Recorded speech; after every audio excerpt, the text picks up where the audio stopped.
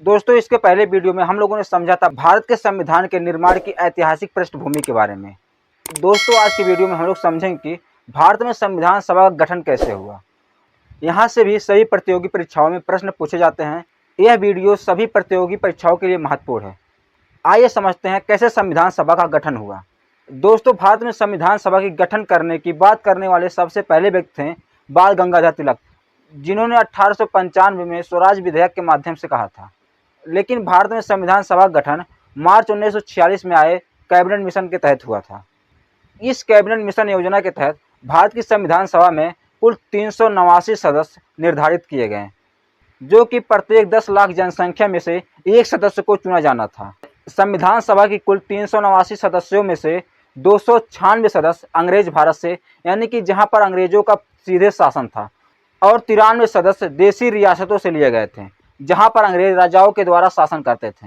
जो अंग्रेज भारत से 296 सदस्य लिए गए थे, उन सदस्यों का चुनाव हुआ था। लेकिन यह चुनाव ना तो वयस्क मताधिकार के आधार पर था और ना ही प्रत्यक्ष रूप से था, बल्कि यह चुनाव अप्रत्यक्ष रूप से किया गया था और देशी रियासतों से आए सदस्य को नियुक्त किया गया था।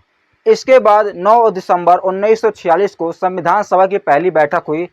संविधान सभा की सबसे वरिष्ठ सदस्य होने के नाते डॉक्टर सच्चिदानंद सिन्हा ने इस बैठक की अध्यक्षता की।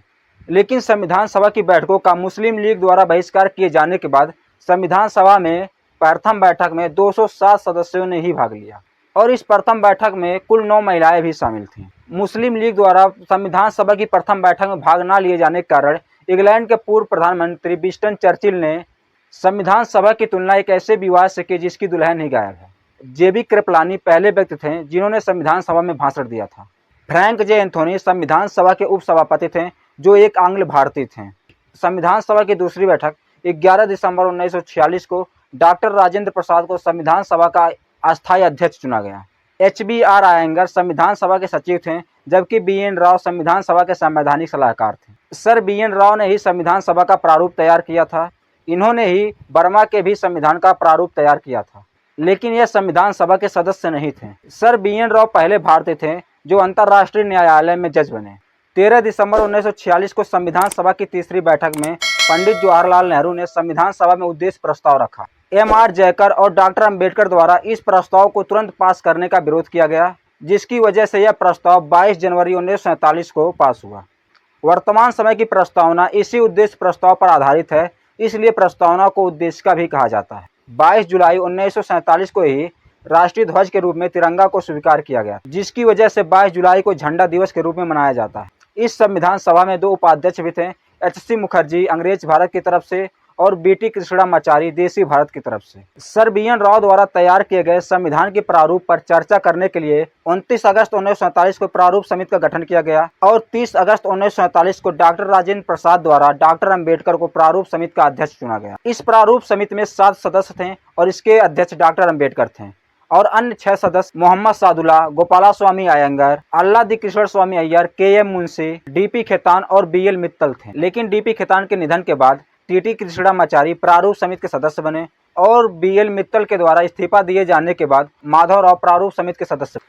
आइए अब जानते हैं संविधान सभा के कार्यों के बारे में। दोस्तों, संविधान सभा उस समय 2 कार्य करते थे। पहला था संविधान का निर्माण करना और दूसरा था संसद के रूप में कार्य करना। संविधान सभा ने संविधान के निर्माण का कार्य 9 दिसंबर 1946 से लेकर 24 जनवरी 1950 तक किया। 17 नवंबर 1947 से संविधान सभा ने संसद के रूप में कार्य किया, और इसकी अध्यक्षता गणेश वासुदेव मौलंकर करते थे। संविधान सभा के कुल 12 सत्र हुए। 24 जनवरी 1950 को संविधान सभा का 12वां सत्र माना जाता है।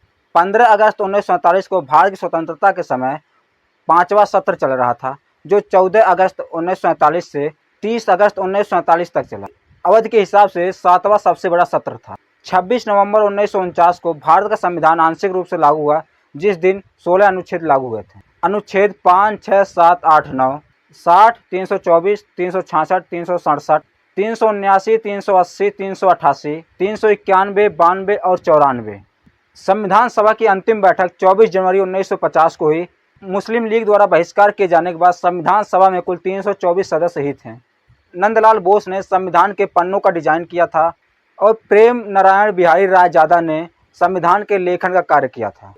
पंडित जवाहरलाल नेहरू संविधान पर हस्ताक्षर करने वाले पहले व्यक्ति थे, जबकि डॉक्टर राजेंद्र प्रसाद अंतिम व्यक्ति थे। इसी अंतिम बैठक में भारत के राष्ट्रपति का भी चुनाव हुआ था। संविधान सभा के सचिव HBR अयंगर इस चुनाव के निर्वाचन अधिकारी थे। 24 जनवरी 1950 को जनगण मन को भारत के राष्ट्रीय गान के रूप में स्वीकार किया गया। 26 जनवरी 1950 को डॉक्टर राजेंद्र प्रसाद ने राष्ट्रपति का पद ग्रहण किया। इसी दिन भारत एक गणतांत्रिक राष्ट्र यानी कि रिपब्लिक कंट्री बना। इसी वजह से 26 जनवरी को गणतंत्र दिवस के रूप में मनाया जाता है। आइए जानते हैं संविधान सभा की समितियां और उनके अध्यक्षों के बारे में। नियम समिति, कार्य संचालन समिति और झंडा समिति के अध्यक्ष डॉक्टर राजेंद्र प्रसाद थे। प्रारूप समिति के अध्यक्ष डॉक्टर अंबेडकर थे। मौलिक अधिकारों पर उप समिति के अध्यक्ष JB कृपलानी थे। मौलिक अधिकार, अल्पसंख्यक तथा जनजातियों के संदर्भ में सलाहकारी समिति के अध्यक्ष सरदार पटेल थे। संघ शक्ति